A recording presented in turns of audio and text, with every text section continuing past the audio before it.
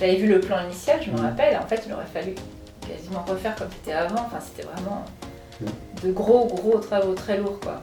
Et Je me sentais pas en fait, je me sentais pas seule de me lancer dans ce truc-là, j'ai l'impression de me jeter dans la fosse aux lions et qu'ils allaient tous me manger, j'arrivais pas à m'en sortir quoi.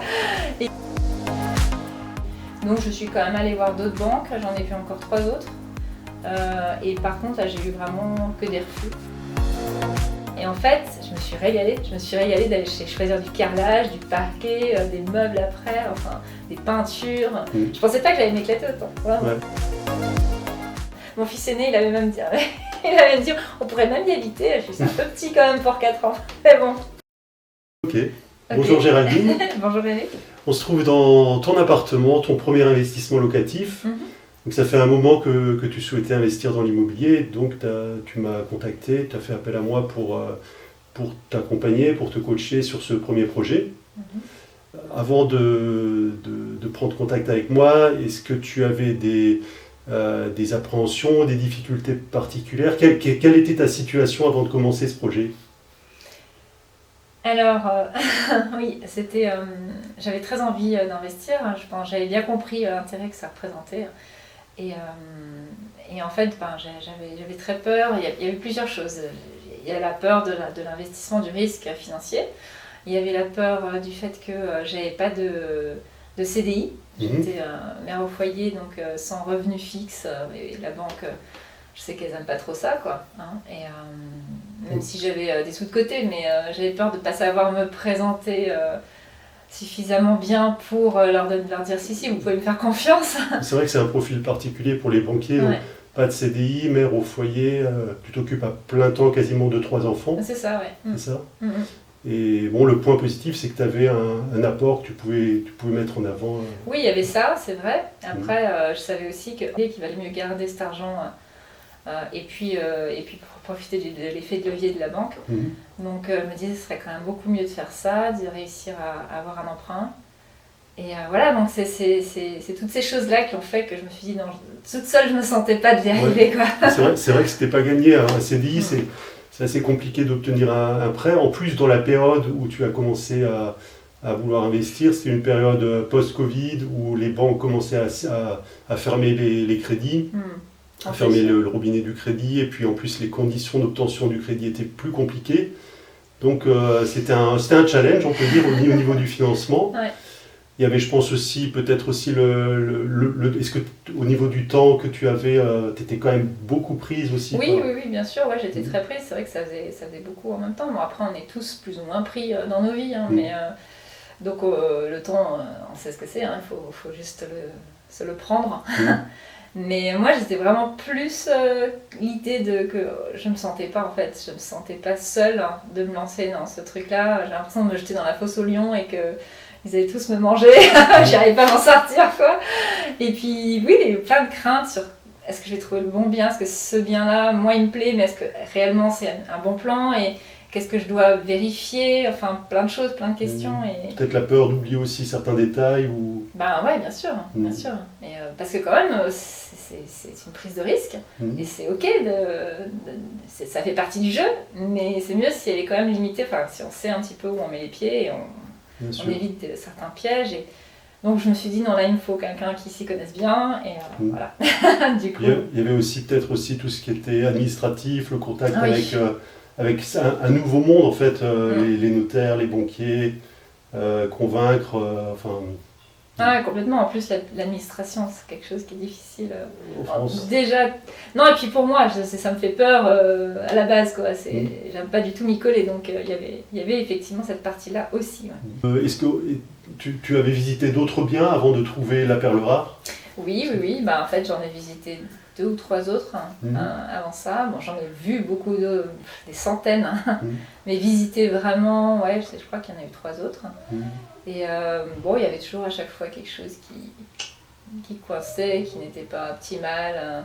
Une fois c'était l'environnement, d'autres fois ça va être la copro, ensuite ça va être la quantité de travaux à faire. Enfin voilà, il y avait un petit peu à chaque fois quelque chose qui coinçait. C'est vrai que quand on commence tout seul aussi, qu'on voit plein d'annonces, plein de cas différents, on se pose souvent la question, est-ce que je loupe pas un truc? Est-ce qu'il n'y a pas un détail qui m'échappe? C'est ça. Tout à fait. Ouais, des fois, ça peut être une malformation. Je me rappelle, il y en avait un avec un balcon, il y avait des choses sur le balcon. J'ai montré à un architecte, il m'a dit c'est pas très bon ça. Donc, si c'est pour avoir des problèmes plus tard. Ouais, effectivement, je me souviens que quand on a commencé l'accompagnement, tu avais visité différents biens et il y avait un bien qui était un ancien cabinet dentaire. Ouais, c'est ça. Où il y avait eu des transformations au niveau de tout ce qui est tuyauterie, c'était assez spécial et donc c'était assez risqué aussi au niveau de la rénovation. Ouais, parce qu'en fait, ils avaient complètement refait J'avais vu le plan initial, je me rappelle, en fait, il aurait fallu quasiment refaire comme c'était avant, enfin, c'était vraiment de gros travaux très lourds, quoi. Ouais. Et donc, est-ce que ça, à ce niveau-là, l'accompagnement, ça t'a permis de... Est-ce que ça t'a aidé à dire, ok, non, je continue à chercher? Bien sûr, évidemment, ouais. Ton œil expert. Ah oui, parce que toi, t'arrives et tu vois tout de suite, là ça va pas, là il faut demander ci, il faut demander ça. Ça ne me viendrait pas du tout à l'esprit, quoi. On sent bien que t'as l'habitude, que t'as l'œil, tu sais où il faut regarder. Donc ouais, c'était un grand soulagement pour moi. Ouais. Okay.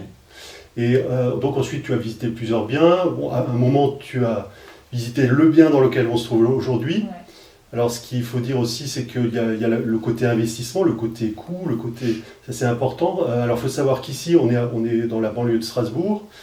Ici, le prix au mètre carré pour un F1, en général, on se situe plutôt autour de 5 000 €, 6 000 € du mètre carré pour un F1. Et ce bien, tu l'as acheté à un prix au mètre carré qui est à 3 000 € du mètre carré, c'est bien ça? Ouais, donc ça, c'est déjà une très bonne affaire au départ. Faut dire aussi que, bon là, on parle de mètre carré, mais c'est un appartement où les plafonds sont hauts, donc en termes de volume, tu as encore plus de volume que dans un appartement classique. Et donc ça, par rapport à d'autres biens que tu as peut-être vus en annonce, en termes de bonne affaire, c'était clairement un bien intéressant. Et donc tu as compris que c'était important de se positionner rapidement, ce que tu as fait. Ah ouais, c'est-à-dire que j'ai compris aussi, à force de visiter aussi avec toi, au fur et à mesure, il y a des choses qui finissent par rentrer quand même. Donc au bout d'un moment, on se dit, on arrive, on finit par comprendre ce qu'il faut voir, etc. Donc là, j'ai compris que ça devenait vraiment intéressant. Ouais. Donc tu as signé un compromis de vente. L'étape suivante, c'était le financement. Est-ce que tu peux nous raconter un peu comment ça s'est passé pour le financement ? Alors le financement, d'abord on a été ensemble voir une personne, une conseillère au Crédit Mutuel. Ça a été un très bon contact. D'ailleurs, c'est là que j'ai eu mon financement. Et je ne me suis pas arrêtée là parce qu'en fait, au départ, elle m'a dit, moi je veux bien vous financer, mais il faudra créer une SCI. Et c'est vrai qu'au début, ça m'a un peu rebutée. Je me suis dit, ah mince, il faut encore faire les papiers, il faut encore faire une société. Bon, c'était pas idéalement ce que j'avais prévu. Donc je suis quand même allée voir d'autres banques, j'en ai vu encore 3 autres.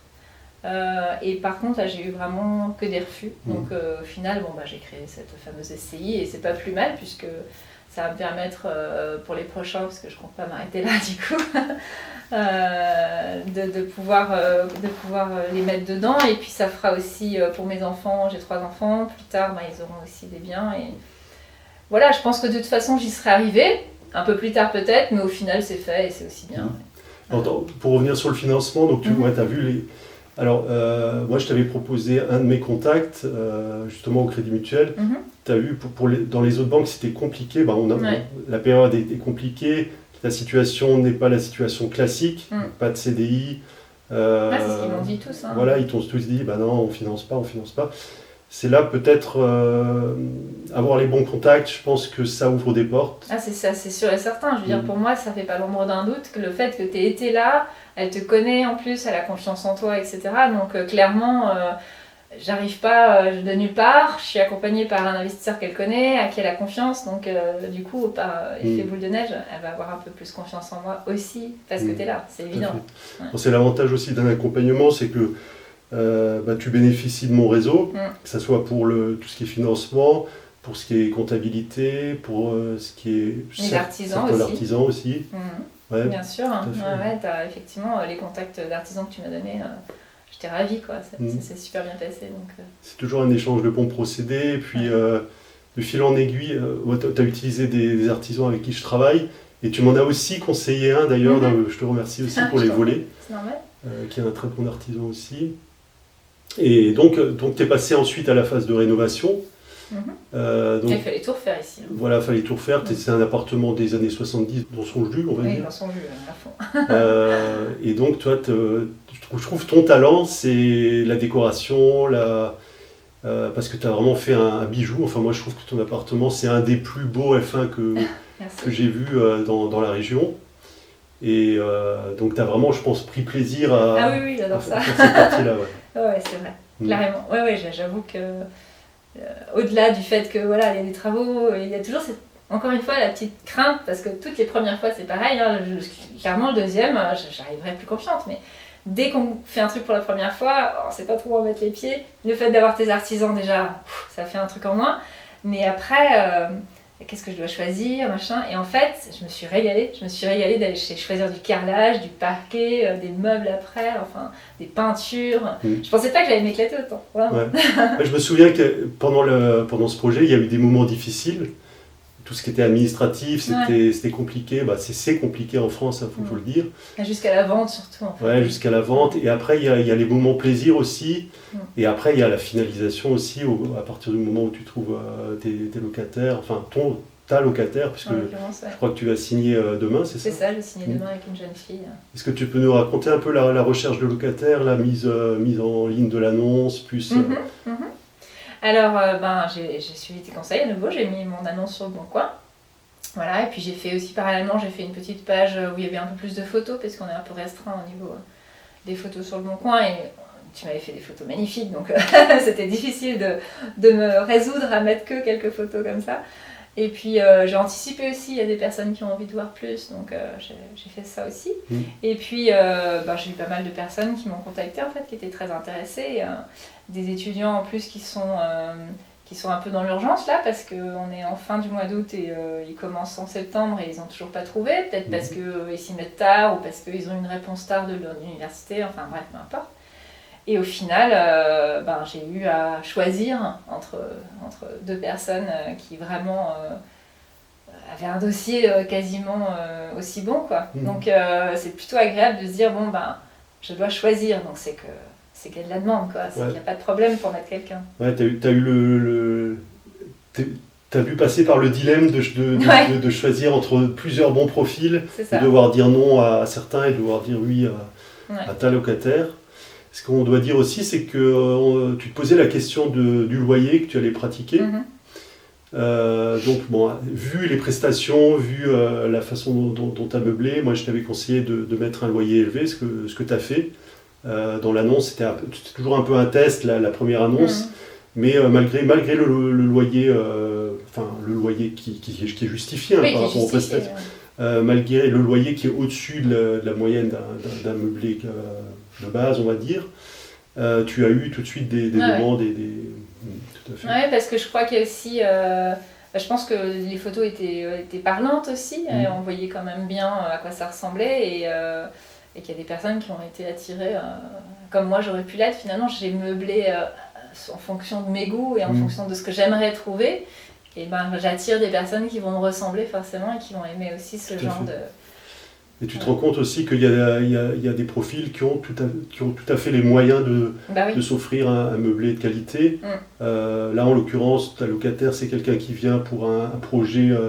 c'est quelqu'un qui est déjà salarié, qui est... Elle est déjà infirmière, en fait, et elle vient faire une spécialisation en puéricultrice. Voilà. Et elle arrive de Guadeloupe, elle est guadeloupéenne. Donc voilà, elle a un revenu qui va continuer à tomber malgré tout, etc.